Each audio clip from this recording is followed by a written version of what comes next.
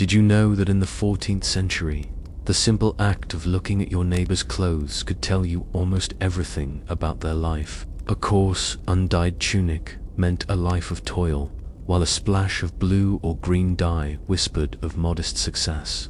And a vibrant red, well, a vibrant red tunic basically screamed that you were doing very, very well for yourself. Before you get too comfortable, go ahead and like this video and subscribe to the channel to encourage me to make more content like this. Also, let us know where you're watching from and what time it is there. Now, dim the lights and let's begin tonight's journey. The year is 1346, and your world is both very small and perfectly complete. You wake not to an alarm, but to a sliver of grey light finding its way through a crack in the wooden shutter. The air in your small, one-room cottage is thick with the familiar sense of slumber, old wood smoke from last night's fire, and the faint, earthy smell of the damp rushes spread across the floor. Your family sleeps nearby on simple straw pallets, their slow, rhythmic breathing the only sound besides the distant crow of a rooster. This is home. It is not grand, built of wattle and daub, with a thatched roof that needs patching before the autumn rains, but it is yours, or rather, it is the home you are permitted to occupy. You, like everyone you know, are bound to this land, a small piece in the vast machinery of the feudal system. You work the Lord's fields for most of the week, and in return, you get this small plot to grow your own food and a measure of protection you hope you will never need. Your day begins. You pull on a simple woolen tunic over a linen undertunic, the rough fabric a familiar weight on your shoulders. Breakfast is a piece of dark, heavy bread, maybe smeared with a little butter if the cow has been generous, washed down with weak, cloudy ale. The water from the village well is not always to be trusted, so ale is the drink of the day, for you, for your parents, and even for the children. Outside, the village is stirring. The air is cool and carries the smell of damp earth and the sharp temps of countless animal smells. You see your neighbors beginning their own daily labors, their faces familiar to you since birth. Your world is delineated by the church steeple at its center and the edge of the great forest at its perimeter. Everything you need is here. The blacksmith, the miller, the priest, and the market that appears on the green once a week. Time itself moves differently for you. There is no clock in your home, nor in the entire village, save for the great bell in the church tower. Your day is not measured in hours or minutes, but in broader, more natural strokes. You know it is time to head to the fields when the sun reaches a certain point in the sky. You know the workday is ending when the church bells ring for vespers, calling the faithful to evening prayer. The passing of your life is marked by the seasons, by the cycle of planting and harvesting, and by the holy days on the church calendar. Historians still debate whether the life of a medieval peasant was one of unrelenting misery, or if the strong community bonds and numerous holidays provided a different, perhaps richer, form of contentment. For you, it is simply life. Your greatest worries are a sudden summer hailstorm that could ruin the barley, a sickness in the livestock, or a harsh winter that eats too quickly through your stored food. The world beyond your small village feels as distant and unreal as the stories of fire-breathing dragons the elders sometimes tell. You have no concept of a map, no understanding of the sheer scale of the world, and certainly no idea that a catastrophe of unimaginable proportions is silently gathering speed thousands of miles away, ready to begin its slow, inexorable journey toward your small, quiet, and utterly unsuspecting life. Life continues in its comfortable, predictable rhythm. Weeks turn into months, and the sun-drenched days of summer give way to the crisp air of autumn. One market day, a rare excitement ripples through the village. A merchant has arrived, not one of the usual peddlers selling pots and pans, but a traveler from far away, his cart laden with goods that smell of foreign lands. His clothes are different, his face weathered by sun and wind, and his eyes hold the look of someone who has seen places you can only dream of. You and the other villagers gather around, drawn by the allure of the unfamiliar. He has spices, small pouches of peppercorns that are said to be worth a fortune, and a few bolts of silk that shimmer with a richness you have never touched. As he barters and sells, he also trades in another commodity, stories. He speaks of the great trade routes, the legendary Silk Road, a name you have heard but cannot truly comprehend. It is a vast network of roads and paths stretching across the world, connecting your continent to the mysterious lands of the Far East. He talks of caravans of camels, so long they disappear over the horizon, and of bustling cities where people of 100 different tongues all seek their fortune. As the evening draws in and you sit in the relative warmth of the village alehouse, the merchant's stories grow darker. He lowers his voice, and the small crowd leans in closer, mugs of ale held forgotten in their hands. He says that in the distant land of Cathay, and in the territories of the great Mongol Khans, a terrible pestilence is raging. He didn't see it himself, he is quick to add, but he heard the tales from other merchants in the port cities of the Levant. He describes a sickness that devours entire towns, leaving no one alive. He speaks of a great dying, a pestilence that comes on a wind of foul odor and strikes people down in the middle of their work. His descriptions are fragmented, colored by a dozen retellings. He talks of men and women who feel perfectly well at sunrise and are cold and dead by sunset. He mentions a painful swelling that appears on the body, dark and hard, a sure sign that death is only days or even hours away.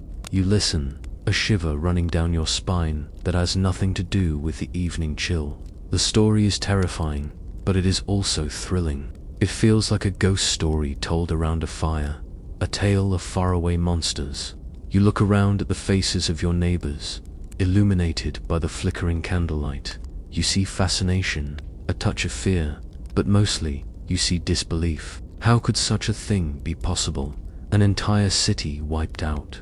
It sounds like a story from the Bible, a punishment from God visited upon a sinful and distant people. Cathay might as well be the moon. The idea that a sickness from there could ever reach your small, isolated village is beyond the realm of imagination. It is a sailor's yarn, a merchant's tall tale, embellished with each telling to earn him a free drink or a more captivated audience. Scholars still question the precise sequence of events that began the plague's journey west, with some pointing to environmental changes on the Asian steppes that drove infected rodents into closer contact with human populations. But for you, sitting in this tavern, it is simply a story. As you walk home later under a canopy of brilliant, unpolluted stars, the tale is already fading from your mind, replaced by more pressing concerns. The thatch on your roof still needs patching, and the Lord's harvest is not yet fully gathered. The great dying in the east is a terrifying thought, but it is a distant one, and you have work to do in the morning. The story you heard in the alehouse, the one about the great dying in the east, begins to change. It is no longer just a vague tale from a land called Cathay. A new name starts to pass between travelers on the road and merchants at the market. A name that feels much closer to home. Caffa.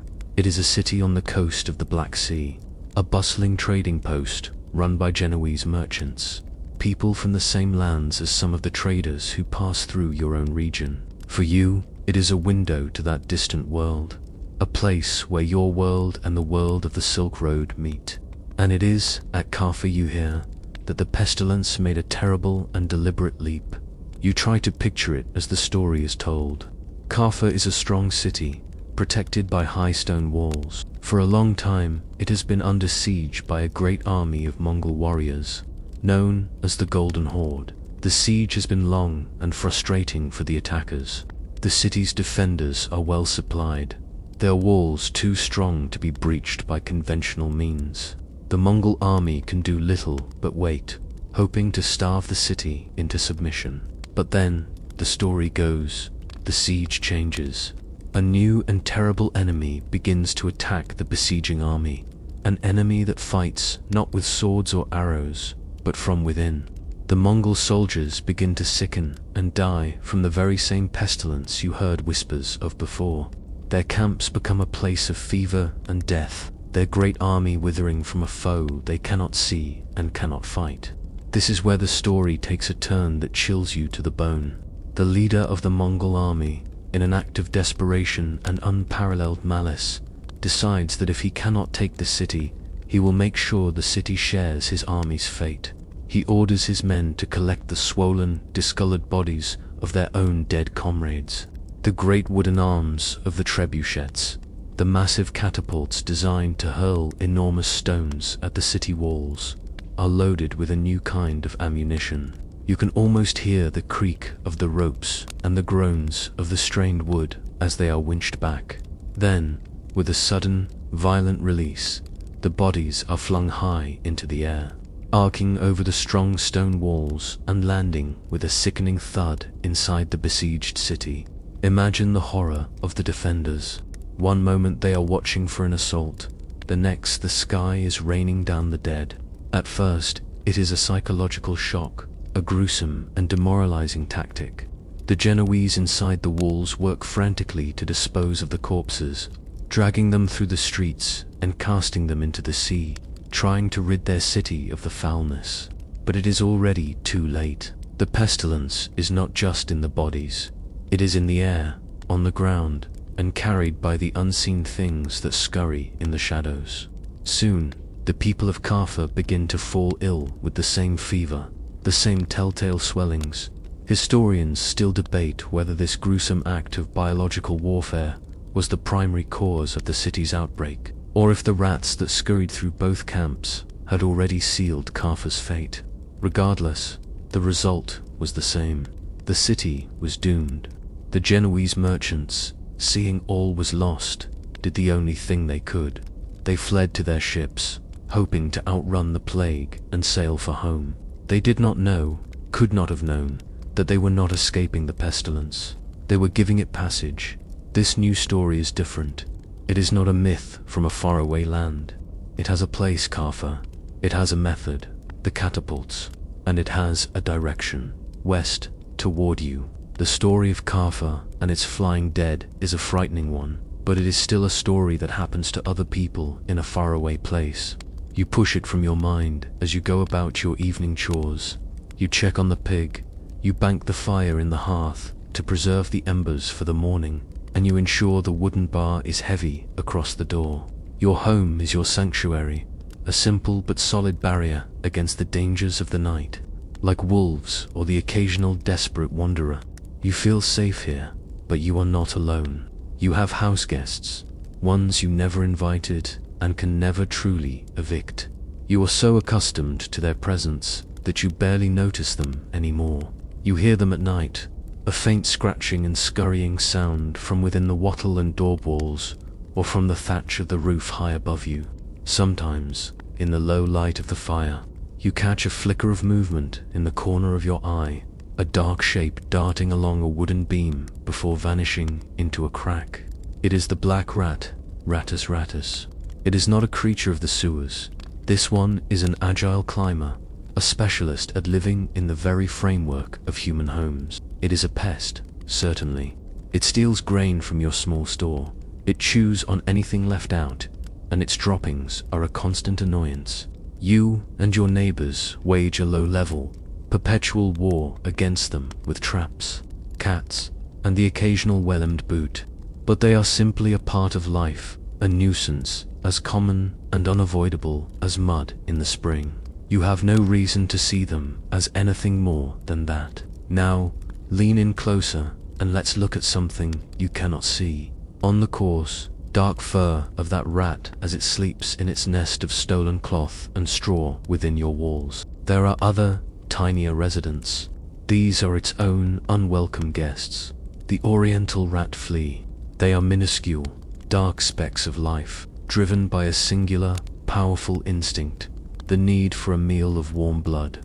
This tiny creature is the true key to everything. It is the bridge that will allow the pestilence to cross from the world of rodents into the world of humanity. And the mechanism is a work of terrifying biological elegance. When a flea bites an infected rat, it drinks in blood that is teeming with the invisible poison of the plague. This poison does something remarkable inside the flea. It multiplies rapidly in the flea's digestive tract, forming a thick, sticky mass that completely blocks it. The flea is now starving. It is ravenously, desperately hungry, but no matter how much blood it drinks, the blockage prevents it from being nourished. It jumps to a new host, perhaps another rat, or perhaps, as the rats in your village begin to die off from the sickness, it jumps to the next warmest body it can find. That body might be your dog, your cat, or you. In its frantic, starving state, it bites, trying to feed. But because of the blockage, it cannot swallow properly. Instead, it regurgitates the blood from its last meal, along with the thick, concentrated mass of the pestilence, directly into the tiny wound it has just made in your skin. Historians now debate whether the rat and its flea were the only culprits, suggesting that human fleas and lice, or even direct coughs from person to person, may have played a tragically significant role. But in your home, on this night, the silent, ticking clock is the life cycle of this one tiny, starving insect. You lie down on your straw pallet to sleep, pulling a rough wool blanket over you for warmth. You might feel a small itch on your leg, and you might scratch it in your sleep, never knowing that a microscopic door has just been opened and an army of death has been injected directly into your world. The year turns. The harvest of 1346 is a memory, and the lean months of winter have passed into the hopeful green of spring, which in turn has ripened into the long, warm summer of 1347. The disturbing tale of Caffa and its grim artillery has faded, becoming just another dark story to tell on a cold night. Your life, and the life of your village, has continued its unbroken rhythm, and the world feels as stable and unchanging as it ever has. But news, even in your slow and disconnected world, still travels. It moves at the speed of a walking man or a trotting horse, passed from one person to the next, changing a little with each telling. And a new story is now making its way across the land, a story far more concrete and immediate than the last. It is carried by a pilgrim returning from a holy site, or perhaps a merchant who deals in wine and oil from the south. He speaks not of the distant Black Sea, but of a place you can more easily picture, the great island of Sicily, a jewel of the Italian lands. The name on his lips is Messina. He tells you that in the autumn of this very year, a fleet of 12 Genoese trading galleys sailed into its busy harbor. You can picture the scene he describes, the townspeople gathering at the docks, their faces full of expectation. These ships mean goods, they mean money, they mean news from the wider world. But as the ships draw closer, a sense of unease settles over the crowd. There are no sailors visible on the decks, no shouts of greeting, no clamor of men making ready to dock. The ships glide into the harbor like ghosts. When the local officials finally board the vessels, they find a scene of unimaginable horror. The great ships are little more than floating tombs. Most of the crew are dead, their bodies lying where they fell, on the decks, in their bunks. The few who are still alive are barely human. They are delirious with fever, trembling uncontrollably, and covered in strange, dark swellings at their necks, in their armpits, and in their groins. These swellings are black and hard, oozing a foul-smelling fluid. The living are specters, their eyes vacant with pain and confusion, unable to even explain what has happened to them. They are the same Genoese who fled the horrors of Caffa, and they have carried their curse with them across the sea. The people of Messina react with a terror you can easily understand. They see this sickness as a swift and horrifying judgment. In a desperate act of self-preservation, the city authorities ordered the death ships to be cast out of the harbor. With long poles, the local sailors push the galleys away from the docks.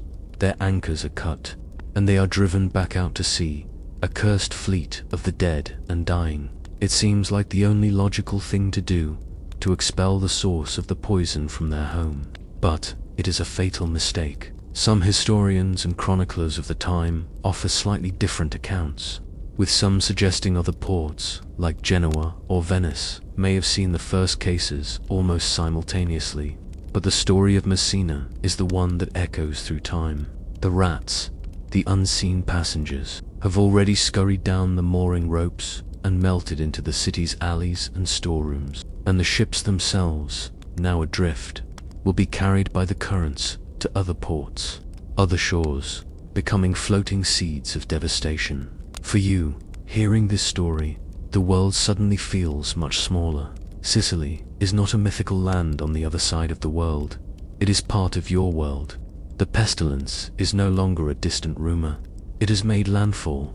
The news from Messina feels like a stone dropped into a vast, still pond. The ripples spread slowly, taking many months to reach your small corner of the world. By the time the story is common knowledge, it is already old news, and the immediate fear has been dulled by distance and time.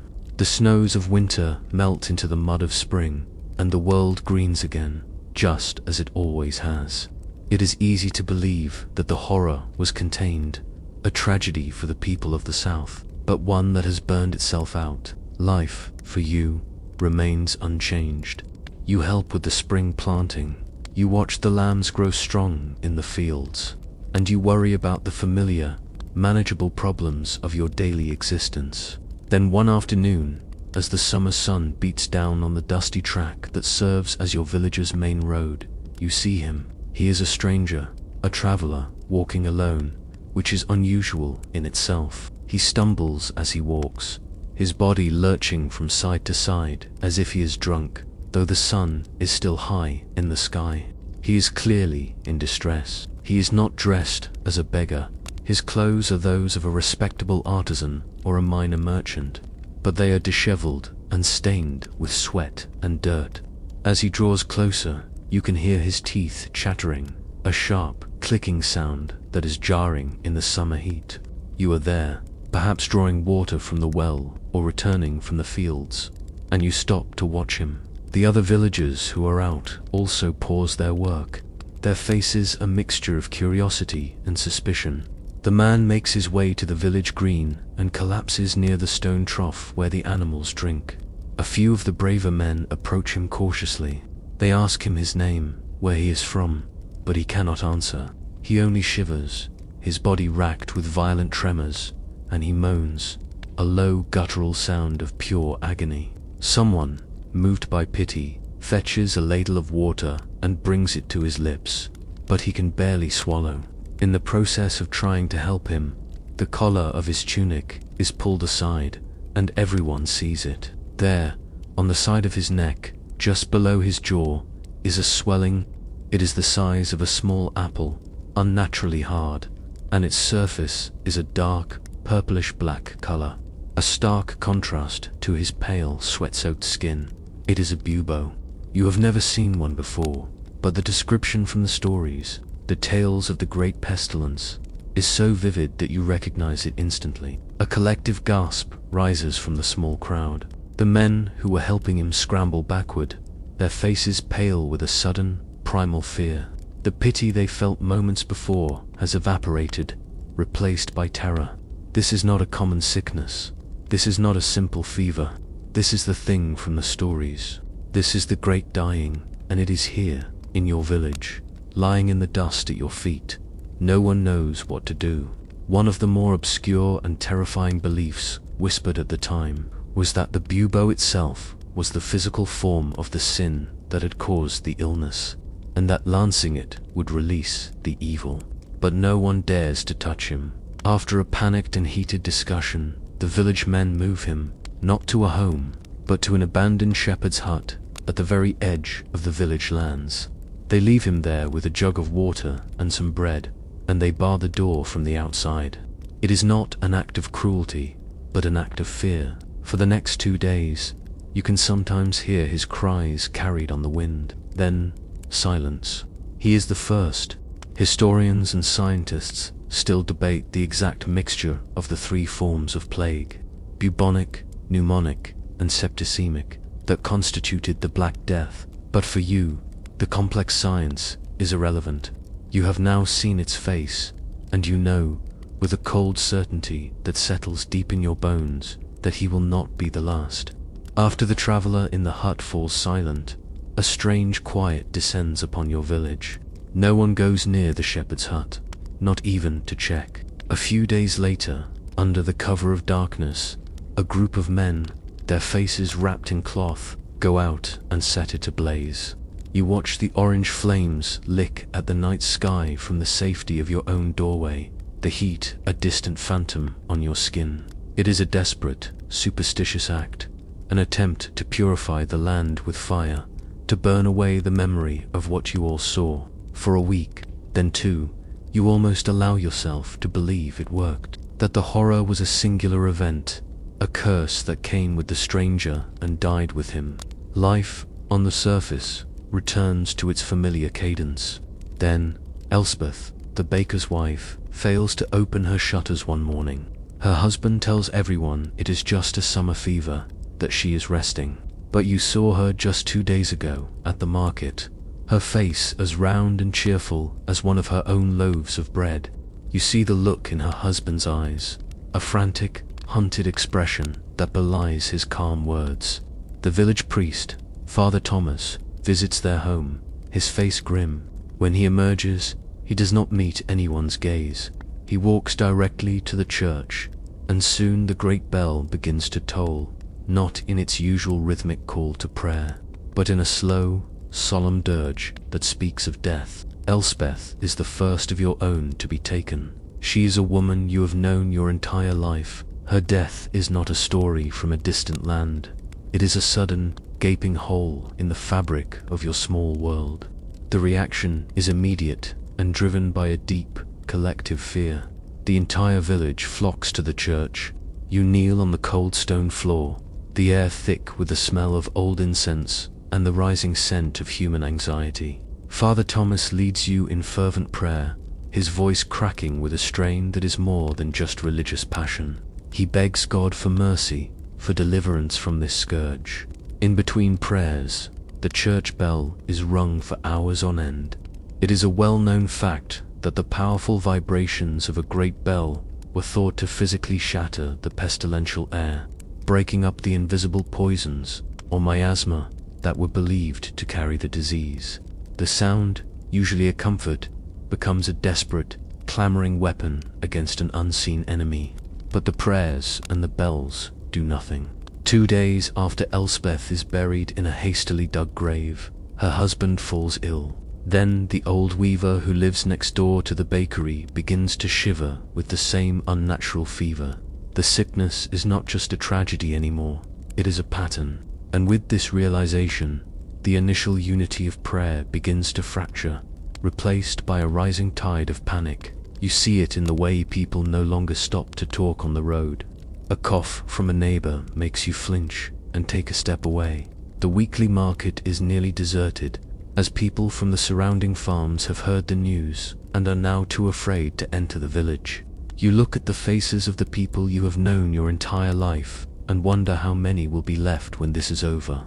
Historians, centuries from now, will debate the true mortality rate of this pandemic, but for you, the only number that matters is the one you can count on your fingers. The number of your neighbors who are already gone. The denial has been shattered. The prayers feel unanswered, and a cold, creeping panic begins to settle over your village, as thick and suffocating as a winter fog. As the death toll in your village climbs from 1 to 3, and then to 7, a desperate rumor takes root. It whispers of men who can face the pestilence, men who understand its ways and possess secret knowledge to combat it.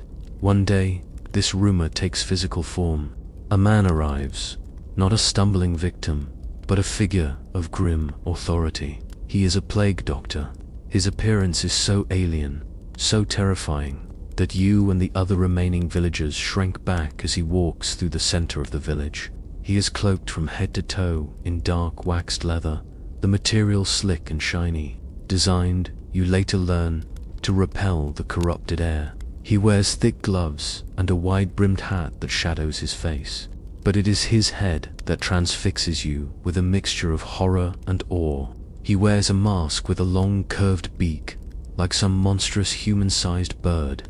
The eyes are two round discs of polished glass, giving him a blank, insect-like stare. He carries a long wooden staff, which he uses to point at things and to keep the desperate and the sick at a distance. It is an image of nightmare, yet for a fleeting moment, it also represents a sliver of hope. He is an expert. He is here to help. The doctor is summoned to the home of the blacksmith, a strong man who now lies helpless in his bed, consumed by fever. You watch from a safe distance as the doctor enters the small, dark cottage. He does not work for free. His services are bought with the blacksmith's last few silver coins. Inside, he begins his examination based on the medical knowledge of your time, which is rooted in two main ideas. The first is that the disease is a miasma, a poisonous vapor or bad air that has risen from the earth, perhaps from an earthquake or from the decay of unburied bodies in the distant wars. This is the reason for his strange beak. It is not empty, but stuffed with a potent mixture of aromatic herbs, spices, and dried flowers, like mint, cloves, and camphor. It is a personal air filter, designed to protect him by allowing him to breathe only sweet, purified air. The second idea is that the body is governed by four humors: blood, phlegm, yellow bile, and black bile, and that sickness is simply an imbalance of these fluids. The doctor's goal is to restore that balance. He may decide the blacksmith has an excess of blood, which is causing the fever. He produces a small, sharp knife called a lancet and makes a swift cut on the man's arm, letting the dark blood flow into a bowl. Or he may use leeches, placing the writhing black creatures on the blacksmith's skin and watching as they swell and fatten. The doctor then turns his attention to the bubo in the blacksmith's groin. He applies a poultice, a foul-smelling paste made from ingredients like figs, onions, and treacle, believing it will draw the poison out. One of the more eccentric and obscure cures involved applying dried toads to the swellings, as it was thought their skin would absorb the pestilence. After a time, the doctor decides the poison must be released more directly. He heats the tip of a knife in the blacksmith's own forge until it glows red, then quickly lances the bubo. A scream of agony fills the air, but the doctor shows no emotion behind his glass eyes. He has done what his learning tells him is right. Historians still debate whether the interventions of plague doctors, however well-intentioned, did more to spread the disease through open wounds than they ever did to cure it. The blacksmith, weakened by the fever, by the loss of blood, and by the shock of the lancing, dies before the sun sets. The bird-like figure collects his fee, his staff tapping on the dusty ground as he leaves your village, in search of the next town and the next silver coin, leaving you with nothing but the chilling certainty that there is no cure. The plague doctor, with his terrifying mask and his useless cures, is gone, but the silence he left behind is more frightening than his presence ever was. The death of the blacksmith feels like a final, breaking straw. He was a man of fire and iron, a pillar of the village's strength, and the pestilence consumed him as easily as it did the frailest elder. The last sliver of hope, the belief that there was some human knowledge or authority that could fight this, dies with him, and in its place, a new, more corrosive poison begins to work its way through the survivors. It is the poison of absolute, paralyzing fear. The first thing to dissolve is the order you have always taken for granted. The Lord's Reeve, the man who settled disputes and collected taxes, was one of the first to fall ill after the baker's family. His house now stands empty, its door swinging in the breeze. With his death, the thin veneer of law has vanished. There is no one to enforce contracts, no one to mediate quarrels. The village is now a ship without a rudder. Even Father Thomas, who once led you all in desperate prayer, has changed. He still rings the bell for the dead, but he no longer goes into the homes of the sick to offer last rites. He leaves consecrated wafers on the doorsteps of the dying and shouts his blessings from a safe distance. You see the conflict in his eyes, the terror of the disease warring with the duties of his faith. The fear is winning. This breakdown of authority bleeds into every aspect of life. You hear of a family, the Martins, who lived down the lane. When the father began to show the telltale signs of the sickness, his wife and 2 grown sons did the unthinkable. In the dead of night, they dragged his sick bed into the small shed behind their cottage and barred the door. They left him food and water outside, but they would not go near him. They loved him, you are sure of it, but they loved their own lives more. This is a scene that begins to repeat itself in chilling variations throughout the village. Healthy parents refuse to nurse their sick children. Children flee the homes of their ailing parents, leaving them to die alone. It is a well-known fact that this breakdown of familial bonds was one of the most shocking and widely documented social effects of the plague. The writer Giovanni Boccaccio would later describe how, in the great city of Florence, brother abandoned brother, and oftentimes husband abandoned wife. The very functions that make a village, a community, grind to a halt. The baker is gone, and his ovens are cold. There is no more fresh bread. The miller has barricaded himself and his family inside the mill, refusing entry to anyone. You may have a sack of grain, but it is useless to you now. The fields, once so meticulously tended, are becoming overgrown with weeds. The green shoots of the spring planting choked by neglect. There are simply not enough healthy people to work the land. An obscure side effect of the chaos was the impossible situation of notaries and scribes. In the first days of the panic, they were swamped with people desperate to write their wills, and they charged immense fees for the service. Now, most of them are dead, having been exposed to countless sick clients. Historians still debate whether the social breakdown was uniform across all regions, or if some communities managed to maintain a stronger sense of order and mutual support throughout the crisis. But here, in your world, the bonds that held everything together have snapped, one by one, until nothing is left but a collection of terrified individuals, each trapped in their own private horror. You are no longer part of a village. You are simply an island of survival in a sea of death. The sun rises on another day, but the light brings no comfort. It only serves to illuminate the emptiness, the closed shutters, the eerie silence where there should be the sounds of roosters and the bustle of morning shores. There are now more empty cottages in your village than occupied ones. You have survived so far, locked inside your home with your remaining family, rationing the small amount of food you have left.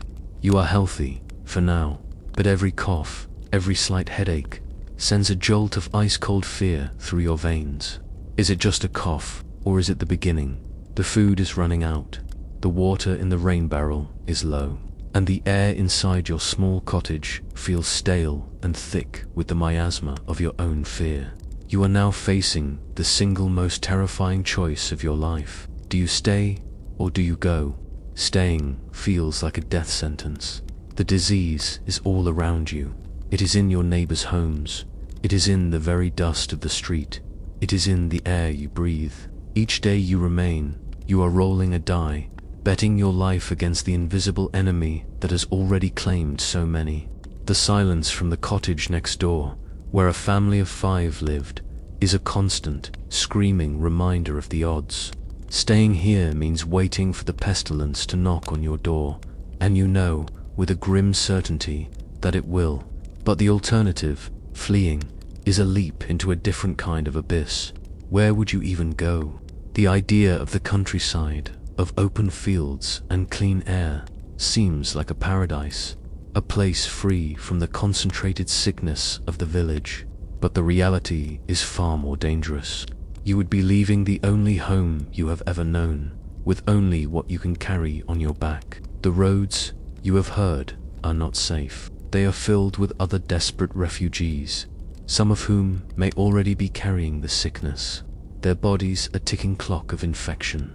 And there are bandits, men whose own desperation has stripped them of all morality, who would rob you of your last piece of bread or the clothes on your back. Even if you avoid the sick and the violent, you face a slower, more certain death, starvation. The crops are rotting in the fields because there is no one to harvest them. The livestock wander untended, How would you eat? How would you find shelter? The bonds of hospitality that once governed society are gone. A stranger at the door is no longer a guest, but a potential carrier of death. You would be turned away from every farm and every village you approached. You might even find that you are the one spreading the disease, carrying it unknowingly from your infected village into a place that was, until your arrival, safe. This very dilemma of staying in a known hell or fleeing into an unknown one was a well-documented and agonizing choice faced by millions. Many of the wealthy had already fled to their country estates at the first sign of trouble, a fact that bred deep resentment among those left behind. Historians still debate whether fleeing to the countryside was statistically a better survival strategy, or if it simply spread the plague more rapidly across the landscape. For you, it is not an academic question. It is a choice between two impossibilities. You look at the pale, frightened faces of your family, huddled in the dim light of your cottage.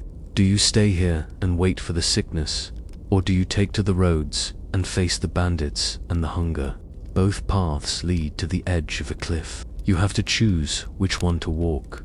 You made your choice. To stay was to die, so you chose to walk. With your remaining family, you slipped out of your village in the grey light of dawn, leaving the silent cottages and the unburied dead behind you. But the road is not a path to freedom. It is a long, slow river of misery.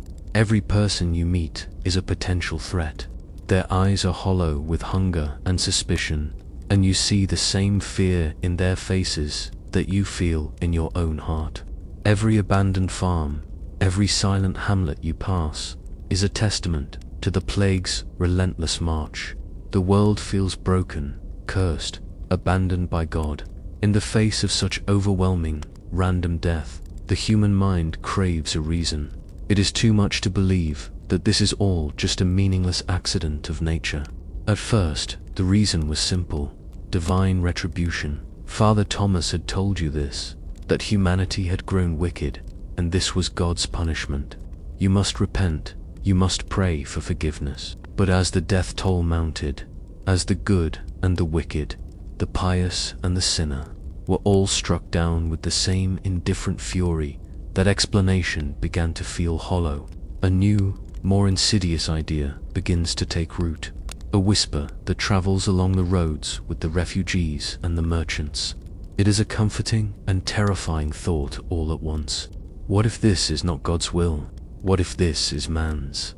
The whisper becomes a theory, and the theory becomes a certainty. It is not a sickness, it is poison. Someone is deliberately contaminating the wells, the rivers, the very food you eat, to wipe out the people of Christendom. And in a world that needs an enemy it can see, an enemy it can fight and punish, the question of who would do such a thing has a swift and terrible answer. The Jews. You have seen them before. In the larger towns you have sometimes visited for a fair. They live apart, in their own quarters, a people within a people.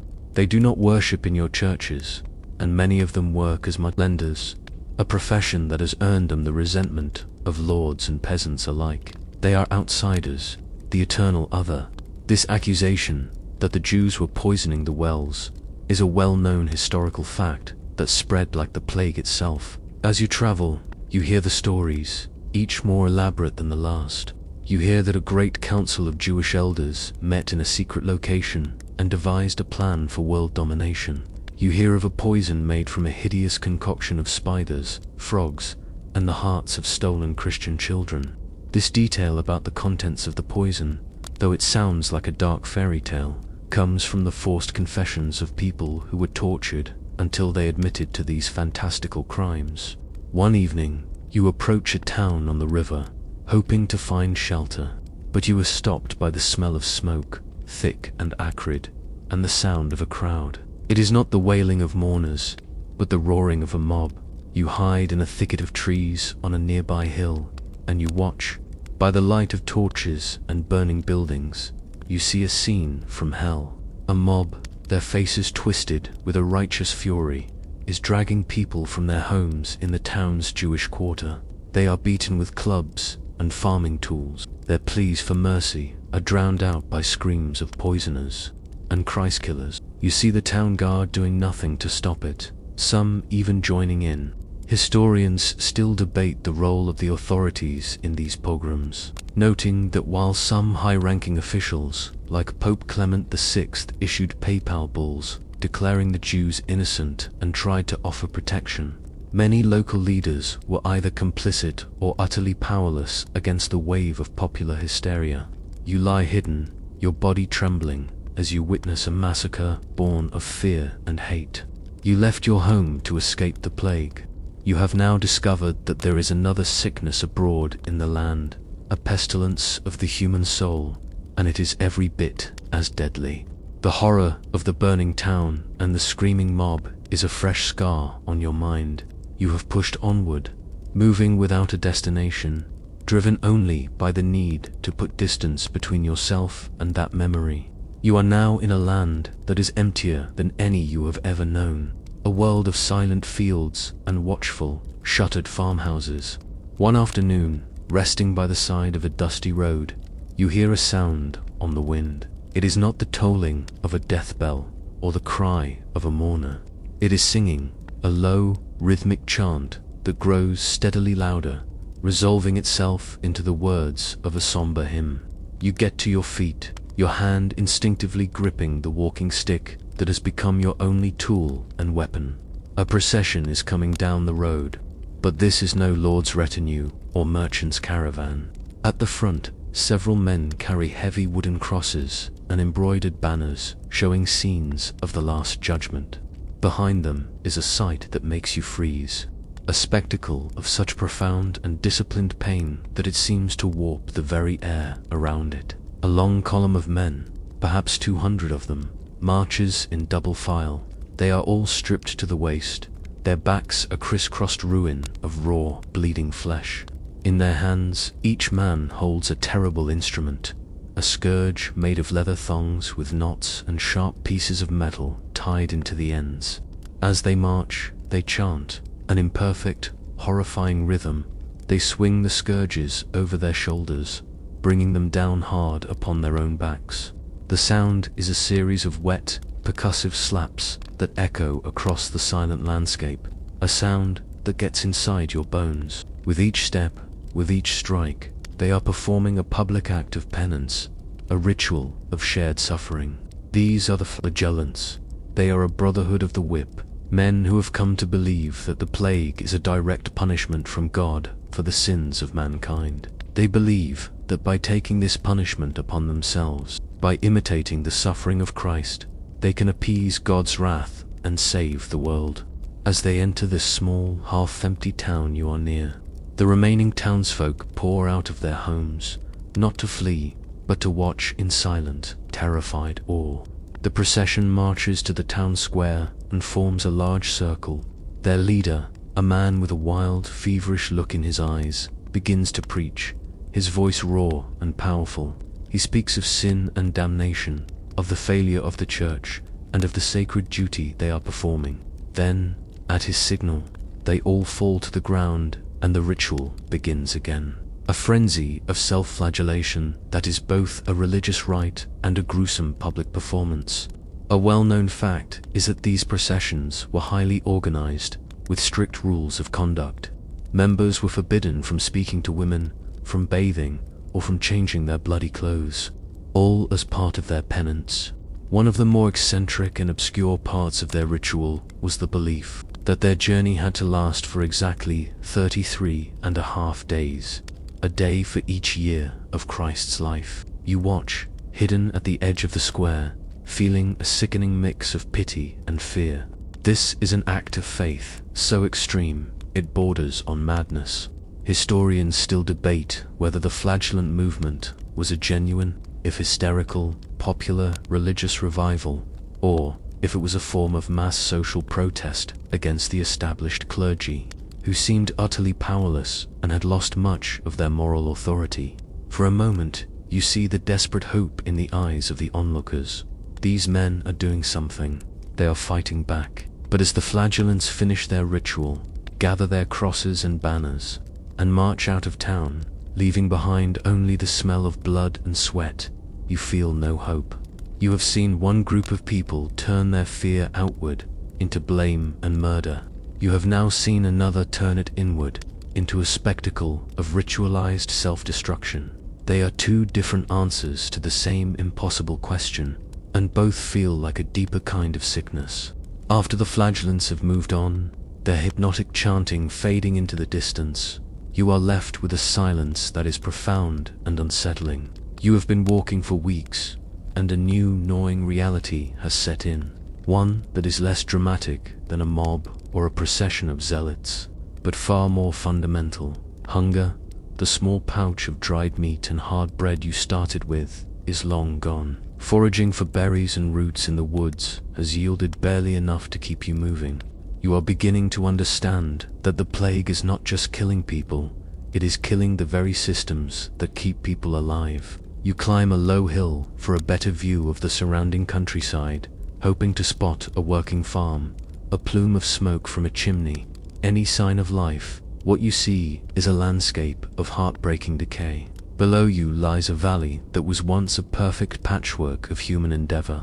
You can see the faint outlines of the strip fields, the system of medieval farming where each family tended several long strips of land scattered throughout the manor.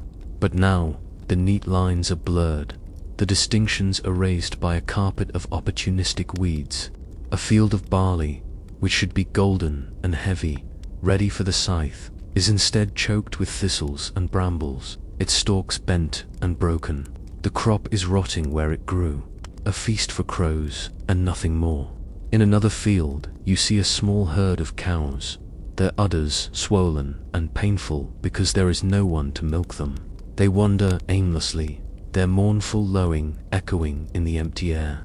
You see sheep scattered across a hillside, their wool thick and overgrown, their movements sluggish. There is no shepherd to guide them, no dog to guard them against the wolves that you now hear howling with a new boldness every night. You see an apple orchard where the fruit has ripened, fallen, and now lies fermenting on the ground, filling the air with a sweet, sickly smell of decay. It is a harvest of silence, a world of food with no one left to eat it. A well-known historical fact is that the immediate aftermath of the plague's first wave saw a catastrophic collapse in agricultural production, not because the land was barren, but because the labor force had vanished. As you scan the valley, you notice something that speaks of a specific, personal tragedy. A plow, a heavy and valuable piece of equipment, sits abandoned in the middle of a furrow. It is not put away in a shed, not left at the edge of the field. It is right in the middle of the work, as if the plowman simply vanished from one moment to the next. Did he feel the first shiver of fever and stumble home, never to return? Did he collapse right there, his body now lost in the weeds? This single, silent object tells a story of a life interrupted, of a world where the fundamental, life-sustaining rhythm of planting and harvesting has been irrevocably broken. Historians still debate the precise economic timeline, but most agree that this agricultural collapse led to immediate, localized famines, even amidst the bizarre spectacle of rotting plenty.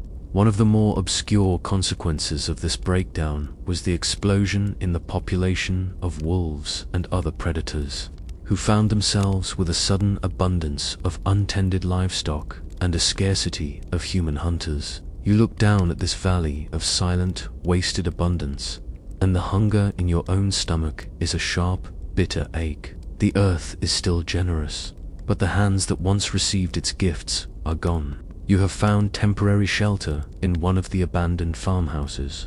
It is a grim place, filled with the ghostly presence of the family that once lived here, their simple belongings left exactly where they dropped them.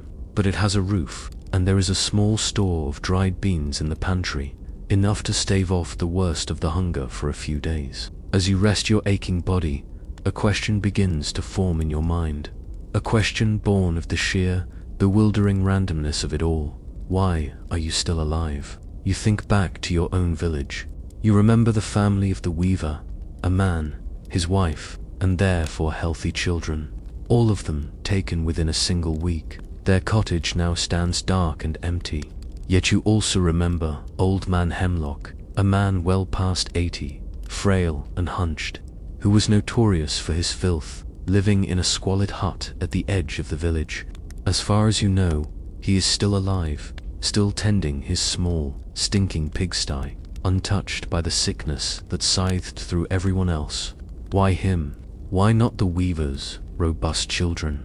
You have seen the same pattern everywhere on your journey. You passed a monastery where every single monk had perished, their bodies found in their cells, at the altar, in the scriptorium. Yet just a few miles down the road, you shared a fire with a traveling friar who had walked through the heart of the most afflicted towns, tending to the sick and burying the dead, and he was as healthy as a horse. It makes no sense. The plague is a storm that fells the strongest oak and somehow spares the most delicate flower growing in its shadow. To the people of your time, there could only be two explanations for this. The first, and most common, was divine will. God, in his infinite and mysterious wisdom, chose who would live and who would die. Survival was a sign of his favor, or perhaps a sign that you had a purpose yet to fulfill, a penance yet to serve. The other explanation was more sinister. Luck, a pagan, terrifying idea that you were simply a leaf in the wind, and some leaves are randomly spared while others are torn from the branch. This concept of pure, unguided fortune was a well-known source of profound psychological distress for the medieval mind, which was so accustomed to seeing God's hand in every event. Centuries from now, scientists will offer other theories. They will speak of a genetic mutation, a variant of a gene called CCR5, which, if inherited from both parents, can provide a remarkable resistance to certain types of diseases, including the one caused by the plague, bacterium.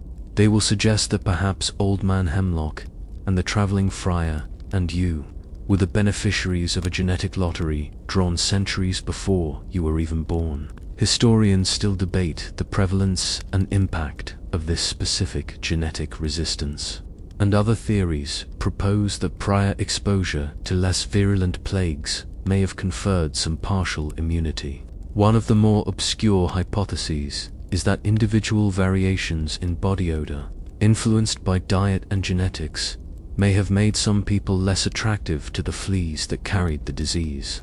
But for you, sitting in this dead family's home, there are no scientific explanations. There is only the overwhelming, terrifying, and perhaps even exhilarating mystery of your own survival. You look at your own hands, your own breathing body, and you cannot understand why they still work when so many others have failed. Are you blessed? Are you lucky? Or are you simply waiting for your turn? The question hangs in the silent air, unanswered. The handful of dried beans in the farmhouse pantry is gone. The silence of the abandoned home, once a comfort, now feels like a tomb. You know you cannot stay here. You must keep moving, must find a place that has been spared, a community that has somehow survived. You have heard rumors of a larger town a day's walk to the south, a place on a river, and you cling to the desperate hope that a larger, richer town might have fared better, that its walls might have offered some protection. You set out as the sun rises, your stomach a hollow ache, and walk south. Long before you see the town's walls, you smell it. It is a smell that has no name, a complex and layered stench that the wind carries to you across the fields. It is the sickly sweet, cloying odor of decay, so thick you can almost taste it. Mixed with it is the sharp tang of vinegar and the scent of wood smoke, not from cozy hearths, but from countless small fires burning in the streets. People desperately trying to purify the air by burning bundles of juniper and rosemary. As you get closer, another smell joins the chorus, the faint, metallic scent of blood. This is the air of the plague, and you are walking right into it. Then comes the sound. It is the sound you have come to dread more than any other, the bells. In your small village, it was a single bell, tolling for one death at a time. But this is a town with many churches, and all of their bells are ringing, a constant, overlapping, cacophonous dirge. It is not a synchronized tolling, but a chaotic jumble of tones, each one marking another soul's departure. The sound never stops.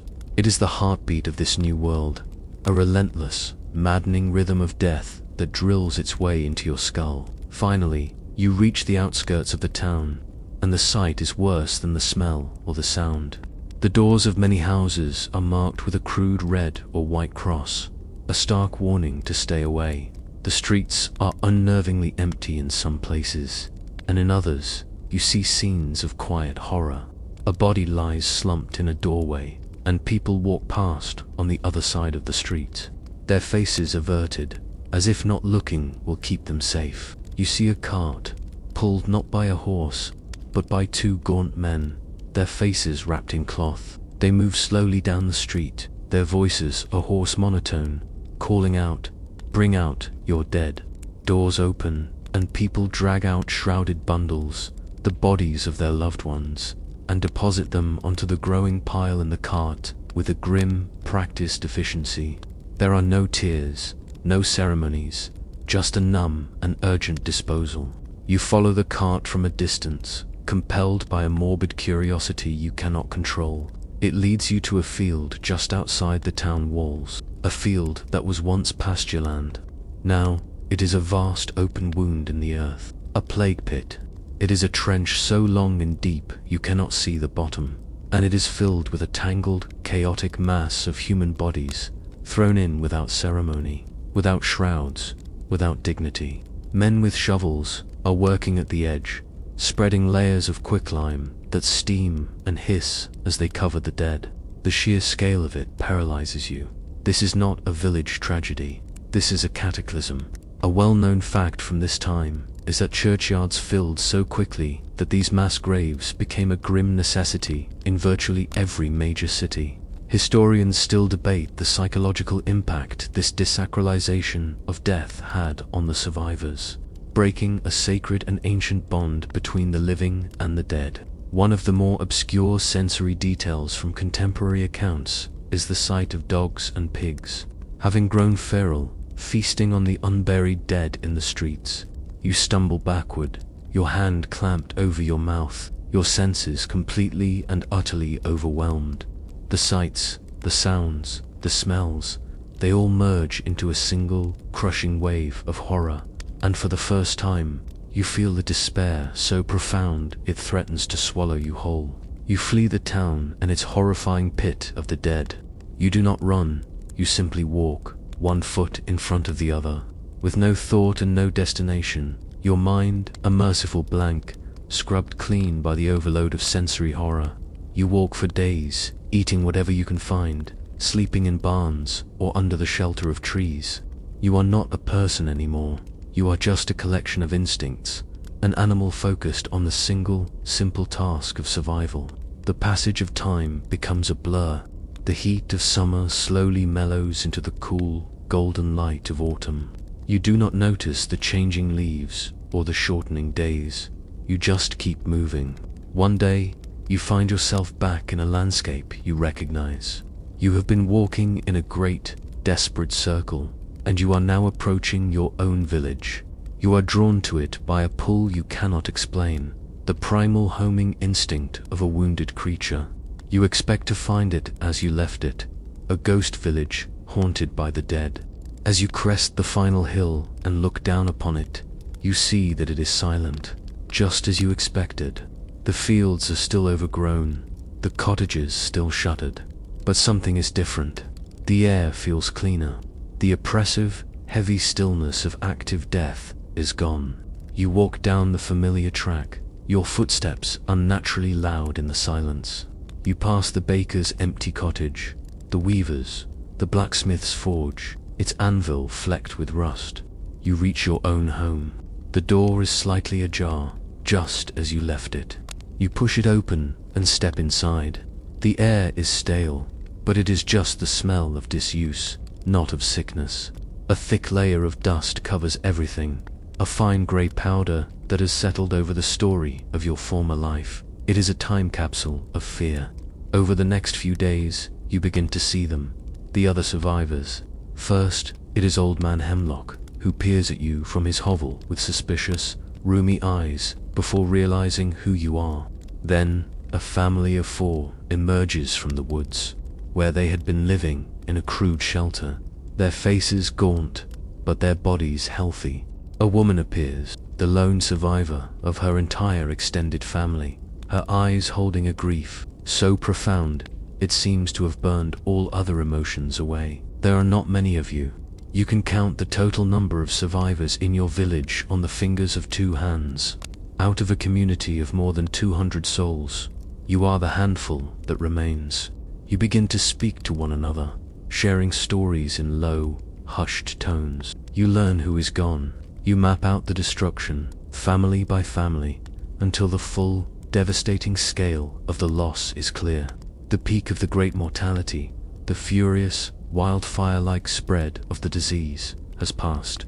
It has burned through the available fuel, and now only the embers remain. It is a well-known fact that the first and most devastating wave of the Black Death lasted from roughly 1347 to 1351, though its end was not a clean or sudden event. One of the more obscure demographic effects was the significant, though temporary, increase in the number of twins being born in the years immediately following the plague, a biological anomaly that some scientists believe may be a natural response to a catastrophic population decline. Historians still debate the specific reasons for the plague's retreat, citing factors like the changing of seasons, a growing level of herd immunity among the survivors, and even changes in the rat population itself. For you, the reason is irrelevant. The fever has broken. The monster, for now, has withdrawn.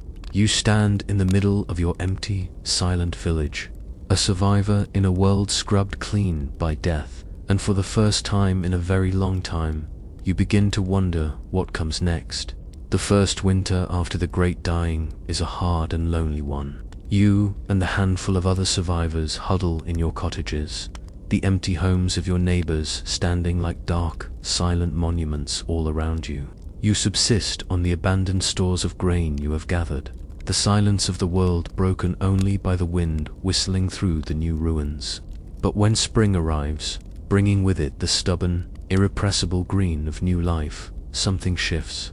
The crushing weight of grief begins to lift, replaced by the simple, practical necessity of living. There is work to be done. You and the other able-bodied survivors, a group so small you can all gather in a single cottage, begin to work the fields. But the world you are working in is fundamentally different. Before, the land was precious and labor was cheap. There were always more people than there was land to work, a reality that kept you and everyone you knew in a state of perpetual servitude to the lord of the manor. Now, the opposite is true. The land is everywhere, vast, empty, and overgrown, but the hands to work it are gone. Labor, your labor, is now the most precious commodity in the world. A few months into the planting season, the Lord's Reeve arrives. Not the one you knew, he is long dead, but a new man, sent from the castle to restore the old order. He comes with his ledger and his proclamations, expecting to find the same compliant, fearful peasants his predecessor managed. He announces that the Lord's fields must be ploughed, the taxes must be paid, the old obligations must be met. He expects you to nod, to obey, to get back to work under the same terms as before. But you look at him, then you look at the other survivors standing beside you, and you do something you would never have dreamed of doing before. You say no. The Reeve is stunned into silence. He threatens you with the Lord's justice, with fines, with imprisonment. In the old world, these threats would have terrified you into submission, but in this new world, they are hollow. You know, and he knows, that you are all the labor he has. If he imprisons you, the Lord's fields will rot for another year. One of you, bolder than the rest, speaks up. You will work the Lord's lands, he says, but not for the old price. You want wages, you want to be paid in coin, not in scraps of land and vague promises of protection. You want to be able to leave this land if you choose, to take your labor to another lord who will pay more. This is not a rebellion in the sense of swords and banners. It is a quiet, but profoundly revolutionary, economic shift. The reeve, red-faced and sputtering, has no choice but to negotiate. This scene, in countless variations, is a well-known historical fact that played out all across Europe in the years after the plague. The massive labor shortage shattered the foundations of the feudal system. In England, the government tried to fight back, passing laws like the Statute of Labourers in 1351, which attempted to freeze wages at pre-plague levels. But these laws were almost impossible to enforce. The economic reality was simply too powerful. Historians still debate the exact speed and extent of this change, but it is clear that the Black Death was a major catalyst in the transition from a feudal, serf-based economy to a more modern, wage-based one. One of the more obscure side effects of this newfound wealth for the peasantry was a sudden boom in the market for better quality clothing and household goods. A small but significant shift in material culture. Standing in that field, facing down the Lord's angry reeve, you feel a flicker of a new and unfamiliar emotion. It is not just the relief of survival, it is the feeling of your own worth. You have been to the bottom of the world, and in climbing back out, you have found a freedom you never knew existed. The newfound value of your labor has put more coin in your purse than you have ever seen in your life. You can afford better food, sturdier shoes, and you even have a few coins to spare. But as you walk through the larger town that is slowly, tentatively coming back to life, you notice that the change in the world is not just about money. The fear has receded, but it has left a permanent stain on the soul of the world. The world has color again, but the shades are darker now. The old certainties, the pillars that held up your understanding of reality, now have deep, visible cracks running through them. You see it most clearly in the church. It is still the center of town life, but the atmosphere inside has changed.